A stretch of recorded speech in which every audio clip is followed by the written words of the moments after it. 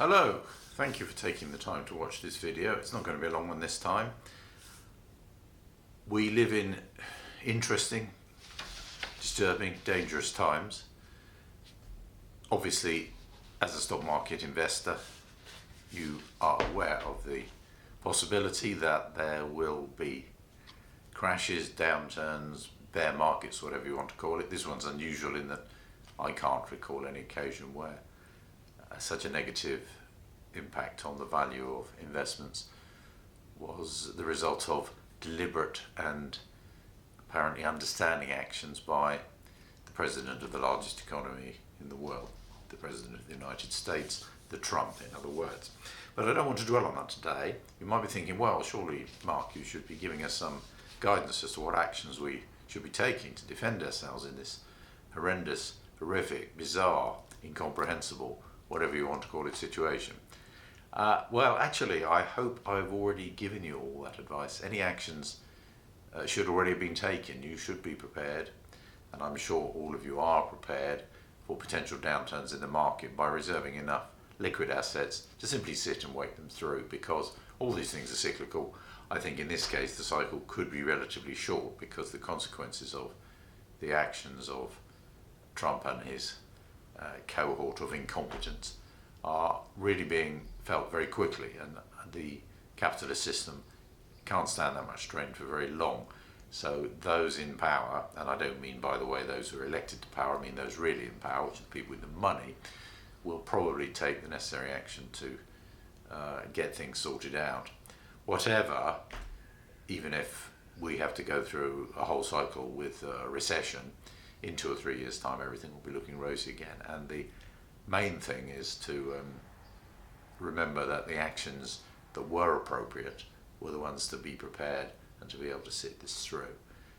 When there's a major storm raging outside, hurricanes, typhoons, that sort of stuff, you don't go outside and start adjusting the furniture or doing some gardening. You stay inside and hunker down, and this is a hunkering down time. So I thought I'd deal with something different, and this is a bit of a refresher that has come about almost by accident. Here is a book which my son found in some supplier of second-hand books, and it was published in 1986 as far as I can tell, the Daily Telegraph Investors Handbook series.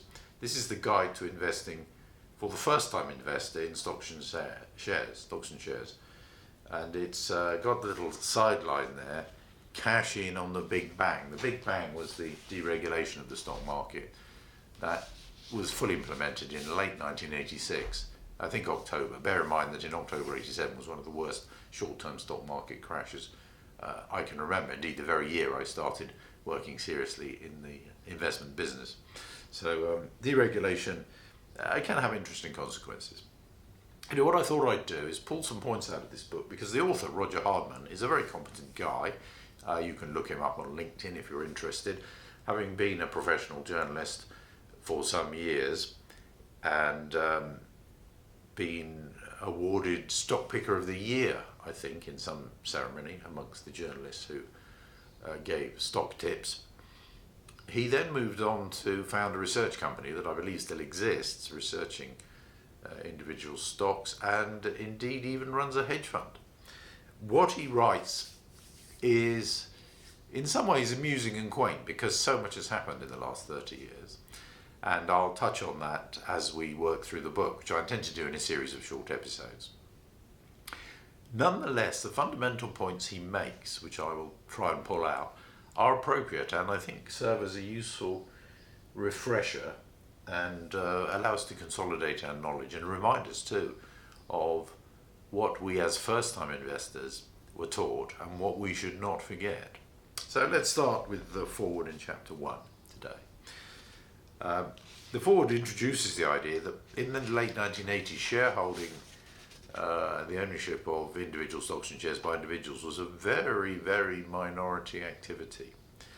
And that's probably because the generation who could potentially have invested then are a generation that grew up in the times of relative austerity following the Second World War. The government was trying to change that, and you'll remember the privatisation of British Telecom, British Gas, British Oil and so on. And I noticed in the foreword there was a commentary on the introduction of tax favourable personal equity plans, PEPs, which are the forerunners of ISAs. Most of you will vaguely remember those, I think. The foreword concludes by the point that the Daily Telegraph published a supplement on Saturday called Money Go Round. Now, I'm not a Daily Telegraph reader, my dad used to be, but the finance pages of the better quality newspapers can be useful guides, but they can also have their disadvantages, something that no doubt will come up as we look through this book.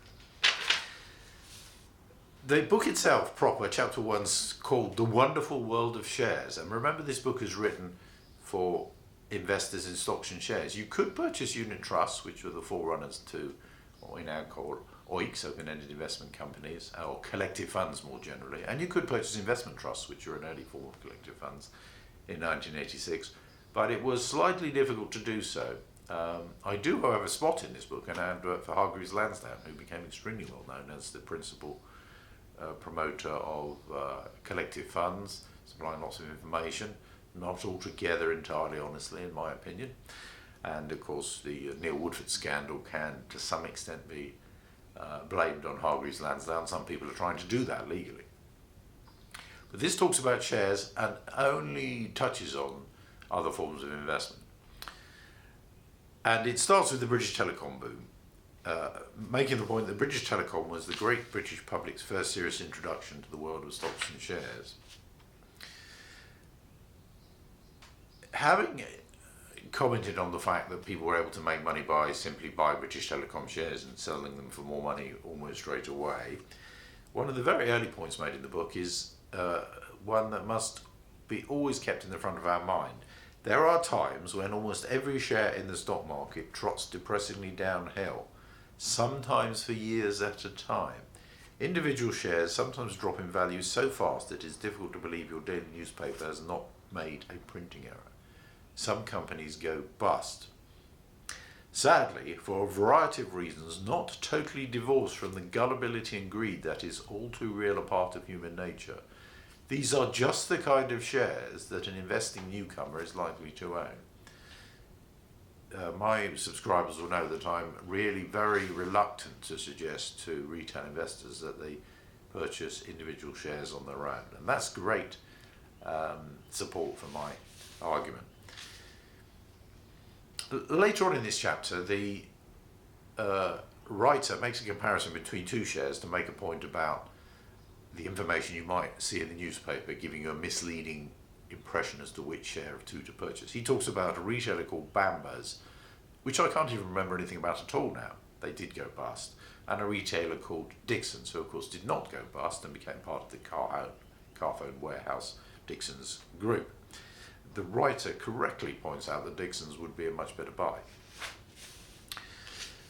Bambas actually only lasted till 1983, which is no doubt why I don't remember anything about them. The writer then says, what lessons can we learn from this extended comparison he's made? And I'm not going to repeat them all, but one I quite liked. He said, take a cynical view of what the experts say. In other words, the people like him that are writing in the financial supplements of the newspapers. He also says, remember, shares are for buying and selling, not just for holding. There is a sort of motto that you sometimes see saying, oh, I'm a buy and hold investor. Well, that's not necessarily a sensible strategy. His 10th point, he makes a lot of points, this writer, is that every investor makes mistakes. And many skilled, experienced people, both investors and professional fund managers, get caught out. Certainly in buying individual shares, it's extremely easy to be misled, to base your conclusions, decisions on information that is either inaccurate or you've misinterpreted, or that changes without you having any say in the matter.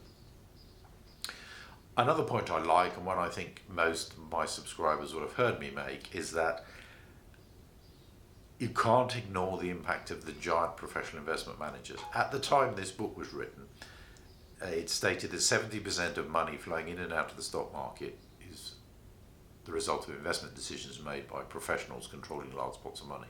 I suggest it's more than 70% now. And the writer says, the amount of money the professional fund managers push through the stock market each day inevitably has a major effect on share prices, whether you follow the same investment rules as the professionals or not. Towards the end of this chapter, the writer points out that he's going to be looking at examining portfolio strategy, which is of course what I teach, so there should be more value in this book.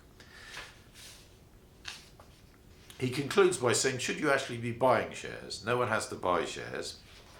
And he makes a whole list of interesting points by way of questions.